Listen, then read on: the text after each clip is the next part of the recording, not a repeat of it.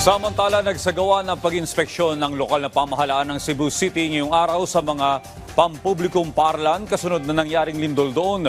Yan ang ulat ni Jessie Atienza ng PTV Cebu. Ininspeksyon ng mga tauhan ng Office of the Building Official ng Cebu City LGU ang Abellana National School. Isa sa pinakamalaking paaralan na may mahigit 5,000 mag-aaral. Tumambad sa kanila ang mga bitak sa pader ng Bread and Pastry Laboratory Room na ikinabahala ng ilang mga guro. Yung earthquake before, meron na yun, pero medyo maliit lang siya. Pero now, parang nadagdagan yung So lumaki. lumaki at saka dumadami. Kinabahan ba tayo?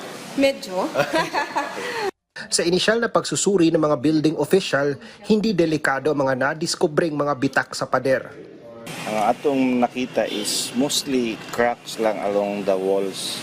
So wala gid siya crack on beam or column. So no need to worry, no.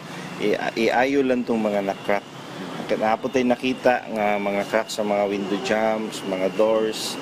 It's all column. Ang column o ang beam mo ay delikado. Sa Zapatera Elementary School, tahimik ang mga hallway at mga silid-aralan. Nagsama-sama kasi ang mga guro sa kanilang library para sa modular classes para sa kanilang mga estudyante.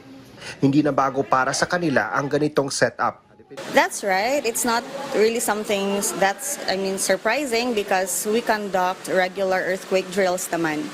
So we've been ready for this. We're just thankful that it happened when the children are not, we're not here. Ayon sa Office of the Building Officials, kaagapay ang disaster team na patuloy ang kanilang pakikipag-ugnayan sa mga pampublikong paaralan at maging sa mga pampubliko at pribadong mga opisina at tanggapan para masigurong ligtas pa rin gamitin ang kanilang mga gusali at istruktura. Mula sa PTV Cebu, Jessie Atienza para sa Pambansang TV sa Bagong Pilipinas.